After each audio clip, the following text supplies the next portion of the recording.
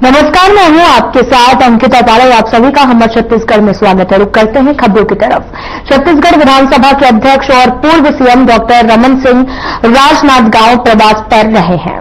रमन सिंह दोपहर 12 बजे विधानसभा कार्यालय पहुंचे और आम जनता से मुलाकात की। इतना ही नहीं, हर संभव मदद करने का भरोसा दिया है। पत्रकारों से चर्चा के दौरान उन्होंने कहा कि 32 लाख उपभोक्ताओं को 100 यूनिट फ्री में दी जाएगी। बाकी जिनके परिवार में सदस्य नहीं अधिक हैं, वहां पर बिजली की खपत ज्यादा होगी, उनके लिए थोड़ी दिक्कत होगी। उन्होंने ये भी कहा कि प्रयास विद्यालय के लिए काम किया जाना है। शिक्षा का सत्र शुरू हो गया है और कुछ बिल्डिंग नहीं बनानी है और इसके अलावा मरम्मत कार्य भी किए जाने हैं। शहर का सौंदर्यीकरण भी किया जाना है, उसके लिए शहर के लोगों से चर्चा भी की जाएगी। इसके अलावा शहर की सुरक्षा के लिए सीसीटीवी भी लगाए जाएंगे ताकि अपराधियों पर नकेल कसी जा सके।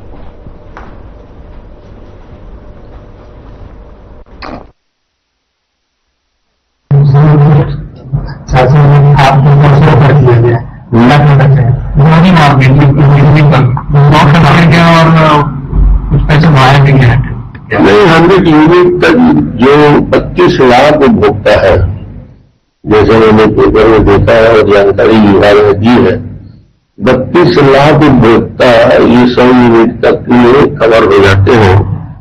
और बाकी जो उपभोक्ता है जो ज्यादा खपत करते हैं उनकी संख्या तो टोटल, इसमें बीपीएल के लोग भी आ जाते हैं जिनको 30 यूनिट फ्री बिजली मिलती है। ऐसे 32 लाख को इसका फायदा मिलेगा। तो मुझे लगता है कि कुछ परिवारों की जो 200 और 400 की सीमा है तो उसमें थोड़ा उनके ऊपर बोझ पड़ सकता है।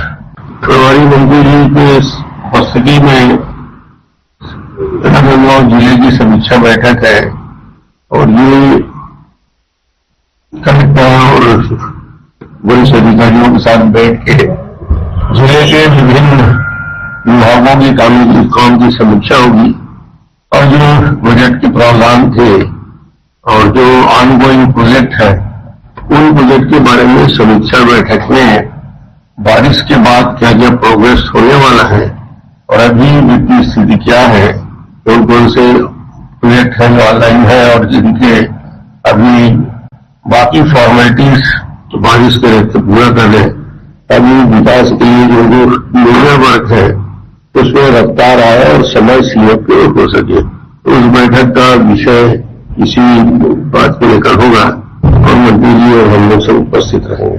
तो नाव के लिए कोई टाइम लाइन आप निर्धारित करें? मैं सभी योजना के लिए टाइम लाइन, जैसे प्रयास के लिए इसी साल एडमिशन कराने का है और अब शिक्षा का सत्र शुरू हो रहा है तो उसकी प्रशासनिक स्वीकृति किसान भवन के लिए क्योंकि आवासीय विद्यालय रहता है तो उसके लिए काम की शुरुआत। दूसरा, आपने नालंदा का देख लिया कि टेंडर की प्रक्रिया होने के बाद क्षेत्र में भी काम शुरू हो, आइडेंटिफाई हो गया एरिया और काम भी प्रारंभ हो जाएगा। तो ये बड़े काम जितने हैं वो होंगे। और दूसरा, शहर के सौंदर्यीकरण की दृष्टि से फ्लाईओवर के नीचे हो या अन्य स्थानों है, वहां पे एक नया स्वरूप लोगों को बातचीत करके विचार करके हो रहा है ताकि शहर बेहतर हो। और उसमें हम अभी एक अच्छा प्रयोग चल रहा है जो यहाँ के करीब हर वार्ड में, सेंसिटिव वार्ड में भी और सभी वार्डों में भी जो कैमरे लग रहे हैं उसका भी टारगेट अभी से 2-3 महीने में पूरा हो जाएगा। और एक छत्तीसगढ़ का राजनांदगांव अकेला शहर होगा जिसके पूरी पेरिफेरी में, पूरे आसपास, पूरे शहर के अंदर हमारे कैमरे से वॉच करने का एक कंट्रोल रूम रहेगा और वहीं से सब बातों का रिकॉर्ड होगा। तो आपराधिक प्रवृत्ति के लिए भी और होने वाली घटना के लिए भी पूरी जानकारी डे बाई डे मिलती रहेगी।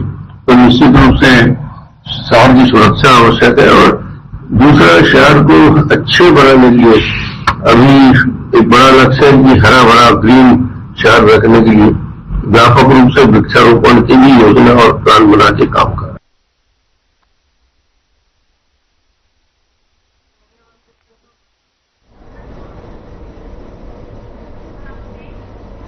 राजनांदगांव से रामलला दर्शन के लिए 876 यात्रियों का जत्था अयोध्या के लिए ट्रेन से रवाना हुआ है। विधानसभा अध्यक्ष रमन सिंह, महापौर मधुसूदन यादव और पर्यटन मंडल अध्यक्ष नीलू शर्मा ने ट्रेन को हरी झंडी दिखाकर रवाना किया। इस मौके पर रमन सिंह ने कहा कि अभी तक सीएम विष्णुदेव साय के प्रयासों से कुल 21,000 से ज्यादा श्रद्धालु रामलला के दर्शन कर चुके हैं और ये सरकार की बड़ी उपलब्धि है। जिन लोगों का सपना रहता है बुढ़ापे में तीर्थ दर्शन करे, उनके इस सपने को साय सरकार पूरा कर रही है। तो वहीं पर्यटन अध्यक्ष नीलू शर्मा ने बताया कि यह राजनांदगांव के सौभाग्य की बात है। ट्रेन राजनांदगांव से रवाना होगी और ये पहली बार हो रहा है कि राजनांदगांव से कोई ट्रेन बनकर अयोध्या जा रही है। और साथ ही ट्रेन में दुर्ग संभाग के 876 श्रद्धालु शामिल हो रहे हैं। भगवान राम के दर्शन के बाद ये ट्रेन काशी विश्वनाथ के भी दर्शन कराएगी।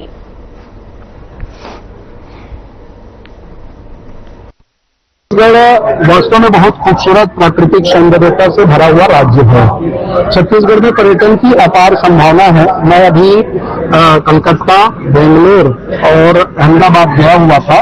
वहाँ हमारे जो TTF, IITM और टैप का जो इवेंट हुआ था उसमें मैंने रिप्रेजेंट किया। छत्तीसगढ़ में पहले टूर ऑपरेटर और टूर एजेंट 20 हुआ करते थे।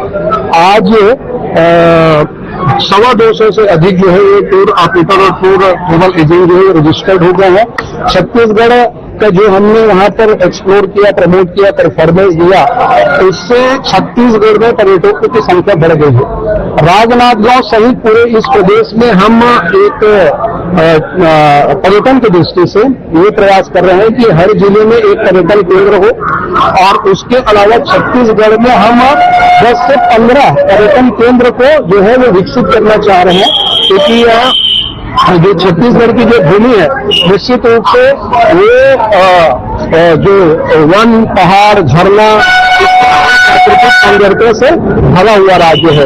तो आने वाले समय में छत्तीसगढ़ जो है भारत के नक्शे में पर्यटन की दृष्टि से जो है वो अग्रणी ट्रेन प्रारंभ हुई थी। क्या कहें? सावन का यह पावन महीना है और ये भगवान भोलेनाथ की ही कृपा है कि उनके आराध्य प्रभु श्री राम के अयोध्या धाम में दर्शन हेतु राजनांदगांव से यह पहली बार ट्रेन जो है वो रवाना हुई है। आज यह जब ट्रेन रवाना हुई तो हमारे पूर्व मुख्यमंत्री और छत्तीसगढ़ विधानसभा के अध्यक्ष माननीय डॉक्टर रमन सिंह जी की उपस्थिति में जनप्रतिनिधिगण भी यहाँ शामिल हुए। निश्चित रूप से मैं माननीय मुख्यमंत्री जी का हृदय से आभार करता हूँ, उनका वंदन और अभिनंदन करता हूँ कि रामलला इस दर्शन का जो उन्होंने श्रवण कुमार बनकर छत्तीसगढ़ वासियों को प्रभु श्री राम के दर्शन और बाबा काशी विश्वनाथ के दर्शन के लिए भेज रहे हैं। यह सीजन का चौथा ट्रेन है। पहला रायपुर से रवाना हुआ, दूसरा ट्रेन बिलासपुर से, तीसरा अंबिकापुर से और चौथा दुर्ग संभाग और बस्तर संभाग का यह ट्रेन राजनांदगांव की संस्कारधानी नगरी के रेलवे स्टेशन से इसको रवाना किया गया है। निश्चित रूप से ये हम सब जिले वासियों के लिए एक बड़ी सौगात है, प्रसन्नता का विषय है। मैं देख रहा था कि यहाँ जो ट्रेन में जो श्रद्धालु गए हैं वो वास्तव में उनके मन में जो भाव, उनके मन में जो प्रसन्नता और खुशी थी प्रभु श्री राम के दर्शन, काशी विश्वनाथ के दर्शन के लिए, वो मुख्यमंत्री जी को कोटि धन्यवाद दे रहे थे, उनको आशीर्वाद दे रहे थे। पिछले साल 25,000 लोगों ने इस तीर्थ यात्रा का जो है वो लाभ लिया। इस बार भी ये पूरे सीजन जो है वो ट्रेन चलेगी। अगले नेक्स्ट जनवरी तक के जो सीजन का जो ट्रेन जो है अलग अलग संभागों से चलेगा। मैं पर्यटन मंडल के अध्यक्ष होने के नाते और राजनांदगांव के निवासी होने के नाते ये मेरा दायित्व भी और कर्तव्य भी था। मैंने प्रयास किया, माननीय मुख्यमंत्री जी, हमारे विधानसभा अध्यक्ष जी सहित सारे लोगों ने, IRCTC, रेलवे विभाग की भी सहमति मिली, उनका भी हमको सहयोग मिला और आज यह ट्रेन जो है एक सौगात के रूप में यहाँ रवाना हुई है हमारे विधानसभा अध्यक्ष जी और सारे जनप्रतिनिधि के मौजूदगी में। मैं जो श्रद्धालु गए हैं उनके जो है कुशल यात्रा की कामना करता हूँ प्रभु श्री राम, प्रभु काशी विश्वनाथ की हम सब पर कृपा रहे। सावन के इस महीने में यह ट्रेन रवाना हुई है। निश्चित रूप से पुनः मैं माननीय मुख्यमंत्री जी का हृदय से आभार और वंदन करता हूँ। भारतीय जनता पार्टी ने जो कहा वो करके दिखाया। छत्तीसगढ़ वासियों को प्रभु श्री राम के दर्शन हमने कराए। 5 साल कांग्रेस की सरकार की यह ट्रेन जो है वो बंद पड़ा था। जैसे ही भारतीय जनता पार्टी की सरकार आई, विष्णुदेव साय जी मुख्यमंत्री बने, उन्होंने श्रवण कुमार के रूप में यहाँ के छत्तीसगढ़ वासियों को रामलला और काशी विश्वनाथ के दर्शन के लिए इस योजना के अंतर्गत उनको भेजने का काम किया। हर घर तिरंगा, हर घर तिरंगा, तिरंगा यात्रा छत्तीसगढ़ में इसकी प्रदेश स्तरीय कार्यशाला बैठक भारतीय जनता पार्टी की कुशाभाऊ ठाकरे परिसर में संपन्न हुई है और हमने इस अभियान का नाम छत्तीसगढ़ में मोर तिरंगा, मोर अभिमान का दिया है। पिछले समय इस छत्तीसगढ़ प्रदेश में 25 लाख घरों पर जो है एक तिरंगा झंडा फहराया गया था और इस बार हम उसके लक्ष्य को जो है एक टारगेट करके चल रहे हैं कि छत्तीसगढ़ के प्रत्येक घरों में, हर गली, हर मोहल्ले में जो है वो तिरंगा फहरे। माननीय प्रधानमंत्री जी का इस बार भी आह्वान है, तिरंगा जो है हर घर में फहरे। तिरंगा हमारी आन बान शान है, हमारी राष्ट्रीयता और बलिदान का प्रतीक है। निश्चित रूप से इस बार जो छत्तीसगढ़ में हमारी जो बैठक हुई है उसके बाद जो हमने कार्य योजना और रचना बनाया है, अब जिले और मंडल स्तर पर और बूथ स्तर पर जो है इस कार्यक्रम को हम करने जा रहे हैं और यह 4 अगस्त से 15 अगस्त तक के यह कार्यक्रम होगा। मैं आपके चैनल के माध्यम से सभी से अपील करना चाहता हूं कि अपना राष्ट्रीय ध्वज जो है अपने घरों पर फहराएं और घर के बच्चे से अगर आप फहराएंगे तो निश्चित रूप से वो और बेहतर होगा, क्योंकि आने वाली पीढ़ी जो है हमारे इस तिरंगे की जो बात पर उसके विषय को वो समझेंगे। उन पीढ़ियों को हम भी जोड़ने का जो है हमारे पास एक अच्छा अवसर भी और उनको जोड़ने का काम भी करेंगे। और छत्तीसगढ़ में जो तिरंगा का जो यह कार्यक्रम है निश्चित रूप से आने वाले समय में जो 4 से और 15 के बीच में जो है वो वृहद रूप से हम इसको करेंगे। छत्तीसगढ़ सरकार की महत्वपूर्ण योजना रामलला दर्शन यात्रा राजनांदगांव से आज हम सब ने विदा किया। दुर्ग संभाग और बस्तर संभाग ये 885 यात्री तीर्थ यात्री आज अयोध्या के लिए रवाना हुए। ये राजनांदगांव जिले के, मानपुर जिले के, कैलागढ़ जिले के, कवर्धा जिले के यात्री करीब करीब 500-600 बैठे और दुर्ग से बैठेंगे। ऐसे 885 यात्री न केवल रामलला का दर्शन करेंगे बल्कि वहां से आगे बढ़ के काशी विश्वनाथ में, सावन का महीना है, काशी विश्वनाथ में भोले बाबा का दर्शन करेंगे और उसके बाद 8 तारीख को लौटेंगे।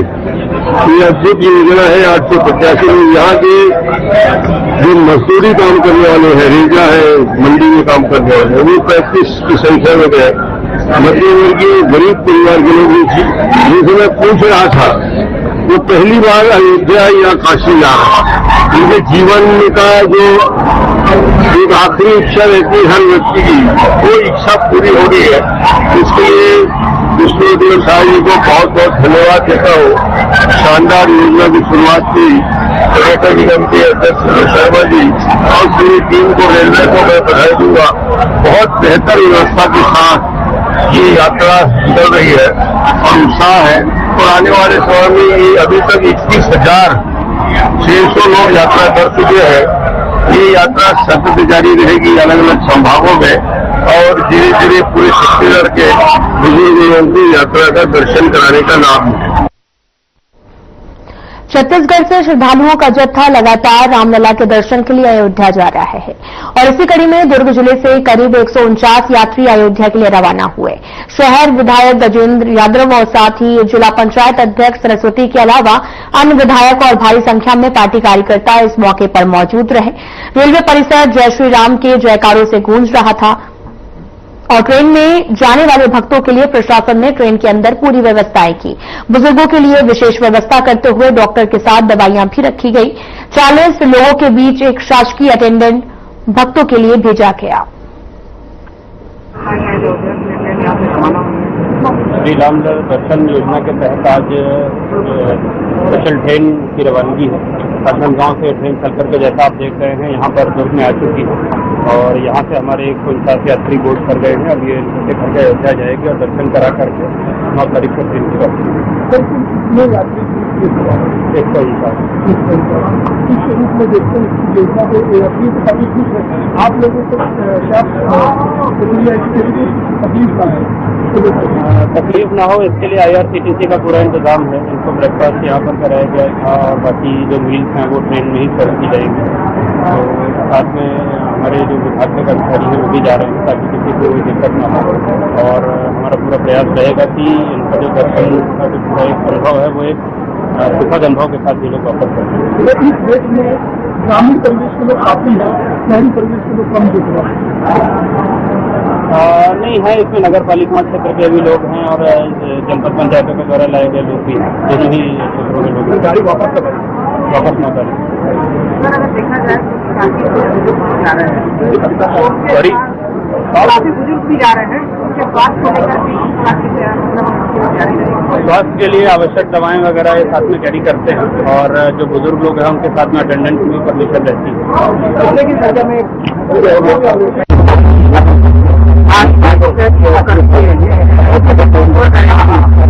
भारत समस्त नागरिक है जो आर्थिक रूप से जो कमजोर हैं और जो बुजुर्ग हैं उनका एक सपना होता है तो चारों धाम सबसे बड़ा धाम जो आज अयोध्या उससे आज जा रहे हैं। छत्तीसगढ़ माता कौशल्या की धरती है, भगवान राम लल्ला का निहाल है और इसी तौर पर छत्तीसगढ़ का प्रदेश गौरवशाली है और अयोध्या का राम मंदिर जो कई सालों वर्षों तक नहीं बन पाया था, उस मंदिर को हमारे देश के यशस्वी प्रधानमंत्री नरेंद्र मोदी जी ने बनवाया और साथ साथ अपने देश की जनता के लिए और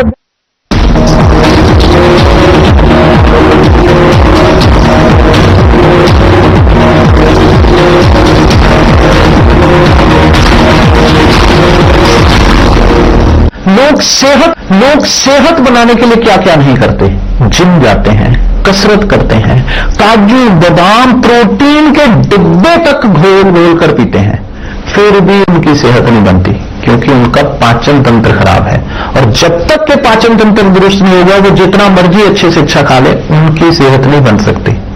इसलिए हमारी संस्था सन्यासी आयुर्वेदा ने एक ऐसी दवा का निर्माण किया है जो कि आपके लिवर को, आपके पाचन तंत्र को दुरुस्त करने का काम करती है, ताकि आप जो भी खाएं उसका पूरे का पूरा निचोड़ आपके शरीर को लगे, आपकी भूख बढ़े, खाया पिया सही से लगे, नया खून बने, हड्डियों में जान आए, वजन बढ़े और आप मोटे तगड़े खूबसूरत पर्सनैलिटी के मालिक बन जाए। सिर्फ 699 रुपए की पूरे 1 महीने की दवा होती है और आप इसे घर बैठे 01145454545 पर फोन करके दवा मंगवा सकते। और इस देश पर बने रहे, यही प्रार्थना है। उप मुख्यमंत्री और लोक निर्माण मंत्री अरुण साव भारतीय मानक ब्यूरो लोक द्वारा लोक निर्माण विभाग के अभियंताओं के लिए आयोजित क्षमता निर्माण कार्यक्रम में शामिल हुए।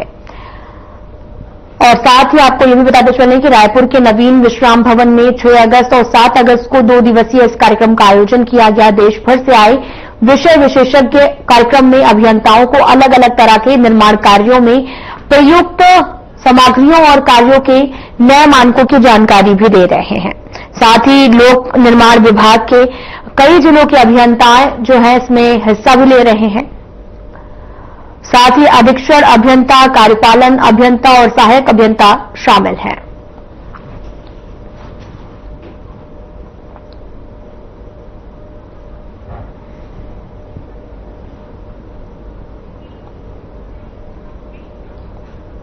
छत्तीसगढ़ के धमतरी जिले के कुरूद के वरिष्ठ बीजेपी विधायक अजय चंद्राकर ने कांग्रेस पर पलटवार किया है। इस दौरान उन्होंने कांग्रेस पर निशाना साधते हुए सोशल मीडिया एक्स पर ट्वीट कर लिखा कि कांग्रेस पार्टी में संगठन नाम की कोई चीज नहीं बची है।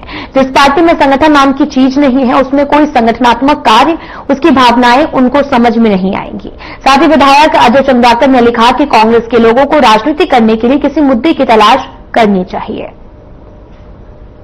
क्या है,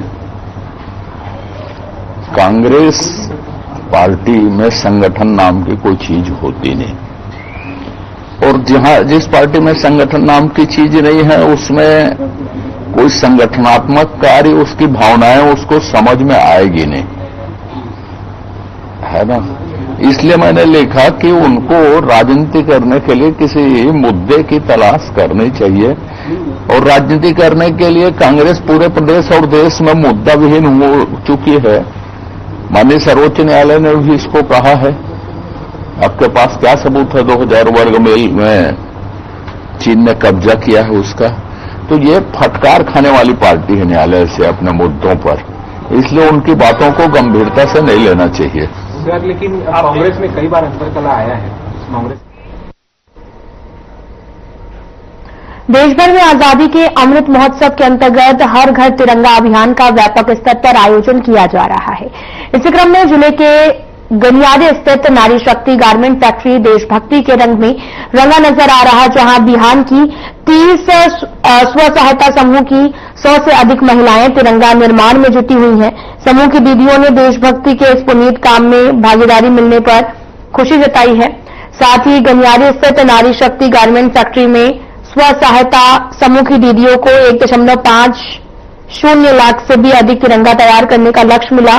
साथ ही हर घर तिरंगा अभियान के तहत लोगों को अपने घरों, दुकानों और कार्यालयों पर जो है वो तिरंगा फहराने के लिए प्रोत्साहित किया जा रहा है। ऐसे में तिरंगे की मांग में वृद्धि हुई है और इसी को पूरा करने का जिम्मा अब दीदियों ने बखूबी संभाल लिया है।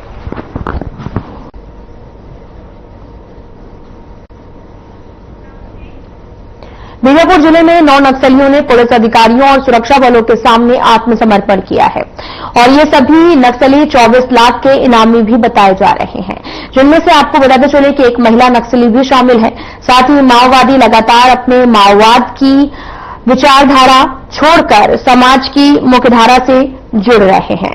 तो वहीं गंगालूर थाना क्षेत्र की सीमा के जंगलों में सुरक्षा बलों और माओवादियों के बीच में हुई मुठभेड़ में एक वर्दीधारी माओवादी का शव बरामद किया गया है।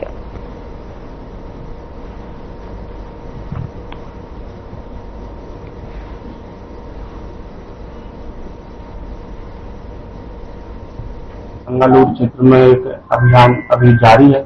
उसमें जैसा कि आप सबको पता है कि एक डेड बॉडी मिली है, उसकी अभी आसूचना, क्योंकि हमारी फोर्स अभी भी जंगल में है, सर्च ऑपरेशन जारी है, तो उसके बारे में ज्यादा जानकारी साझा करना और सुरक्षा की दृष्टि से थोड़ा उचित प्रतीत नहीं होगा। बाकी डेड बॉडी रिकवर हुई है, ये जानकारी अभी आप बता सकते हैं। डीब्रीफिंग होगी, उसके बाद ही कुछ ज्यादा जानकारी सामने आएगी। बाकी सर्च ऑपरेशन जारी है, उसमें कुछ भी मिलता है तो आपके सामने रखा जाएगा। वो जैसे ही क्लियर होगा आपको एग्जैक्ट बताया जाएगा। इस आत्मसमर्पण और पुनर्वास के चलते जनवरी 2000 बिलासपुर से एक बड़ी खबर सामने आ रही है, जहां पर एनटीपीसी सीमेंट में 7 टन बजनी ऐश टैंक गिरने से हड़कंप मच गया। इस टैंक से नीचे 7 मजदूरों के दबे होने की सूचना मिली थी। अब तक 7 मजदूरों को बाहर निकाला जा चुका है। घायलों को तत्काल उपचार प्रदान भी किया जा रहा है। उनकी स्थिति भी स्थिर बताई जा रही है। वहीं रेस्क्यू ऑपरेशन जारी है। इस घटना के बाद इलाके में हाहाकार मचा हुआ है। हम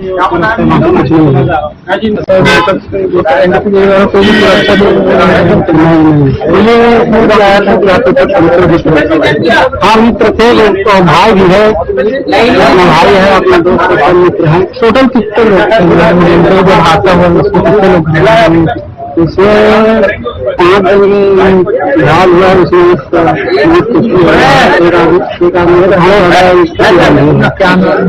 प्रताप कुंवर है,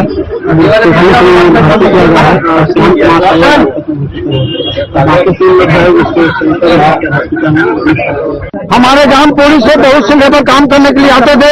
हमारे गांव के पूरे एक्सीडेंट हुआ है वहाँ, और कितने लोग क्या आप लोग को सूचना कितनी टाइम मिली? हमको 1 बजे मिला। कितने लोग का इसमें हाथ ऐसे बताए कि 5 लोग है, एक लड़का का डेथ हो चुका है और बाकी गंभीर रूप से हमको सूचना सही सूचना मिल ही नहीं रहा है। यही हम चाहते हैं कि एनटीपीसी प्रबंधन काम करा रहा है तो सेफ्टी में क्यों ध्यान नहीं दे रहा है? सुरक्षा को लेकर ध्यान नहीं दे रहा है एनटीपीसी प्रबंधन। हमें न्याय चाहिए, क्योंकि ये लोग सुरक्षा में बिल्कुल ऐसी करते हैं। गरीब मजदूर गांव से जाते हैं, गरीब मजदूर गांव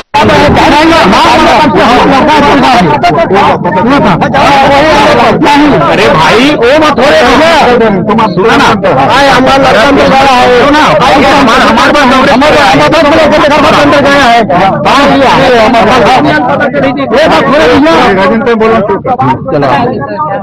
अभी जो घटना घटी है 1 घंटा पहले, वहाँ पे हमारे क्षेत्र के मजदूर हैं जो जबकि मृत्यु हुई है, जानकारी मिली है। यहाँ पे एनटीपीसी प्रबंधन बताने के तैयार नहीं है। वहाँ पे हम लोग, हमारे लोग हैं जो लोकल जो काम करने हैं, बता देंगे उसको वहाँ से हटाया जा रहा है कि जानकारी उनको न मिले। वहाँ पे हादसा के दौरान 5 लोग घायल हुए थे, जिसमें कि 3 का इलाज हमारे एनटीपीसी अस्पताल में हुआ और इलाज के बाद उनको अस्पताल से डिस्चार्ज दे दिया गया, वो सकुशल है। एक जिनको सिम्स में भेजा गया था, श्याम कुमार, उनकी मौत की वहां से पुष्टि हुई है और एक का इलाज अपोलो अस्पताल में चल रहा है। कहीं न कहीं सर सुरक्षा को लेकर हमारे तरफ से हम सुरक्षा को लेकर कोई समझौता नहीं करते। सुरक्षा को हम सर्वोच्च प्राथमिकता देते हैं और जो हमारे इसमें जो घायल हुए हैं, जिनकी मौत हुई है, उनके लिए हमारे जितने भी प्रावधान के हिसाब से उनको जितना मुआवजा मिलना चाहिए वो उनको मिलेगा और एनटीपीसी प्रबंधन भी उनको हर संभव सहायता प्रदान करवाएगा। जी नहीं, सुरक्षा को लेकर कोई ढिलाई, क्योंकि हमारे यहाँ पे काम चलता रहता है। सुरक्षा को लेकर कोई ढिलाई नहीं, सुरक्षा को हम सर्वोच्च प्राथमिकता देते हैं क्योंकि हमारे लिए मानवीय मूल्य बहुत ज्यादा। सीपत स्टेशन के यूनिट 5 लोकडाउन के दौरान आज तकरीबन 12:30 के आसपास में दुर्घटना हुई, जिसमें कि 5 श्रमिक श्रमिक घायल हो गए थे। 5 श्रमिक जो घायल हुए उनमें से 3 को एनटीपीसी अस्पताल में भर्ती किया गया और उनका इलाज करने के बाद उनको वहां से डिस्चार्ज दे दिया गया है।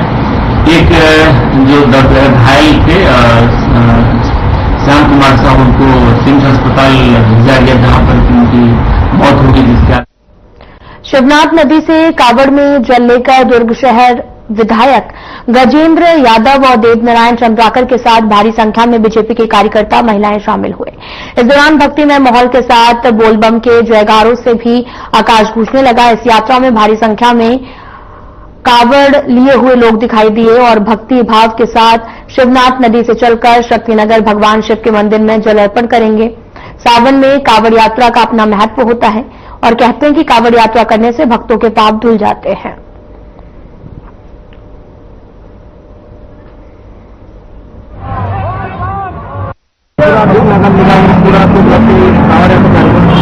आज शक्तिनगर के आसपास के क्षेत्र के सभी हमारे धार्मिक भक्त भाई बहनों के द्वारा ये कांवड़ यात्रा शिवनाथ नदी से शक्तिनगर तालाब तक जाएगी। लोगों में जबरदस्त उत्साह है, बच्चे बूढ़े, हमारी बहनें, जवान साथियों में सब में उत्साह है और देवा विदेव महादेव की ऐसी भक्ति। सावन का पर्व है और हमारे छत्तीसगढ़ में बहुत उल्लास में हर्षोल्लास के साथ हजारों की संख्या आप देख रहे हैं। प्रतिदिन लोग ऐसा कोई मोहल्ला नहीं है जहाँ के लोग न आते हों। लगातार तीव्र भक्ति है, पूरे लोग लीन है और मैं सबसे आग्रह करता हूँ देवा विजय महादेव हमारे छत्तीसगढ़, हमारे दुख पर सब जन जन के। फिलहाल में इतना ही। नमस्कार।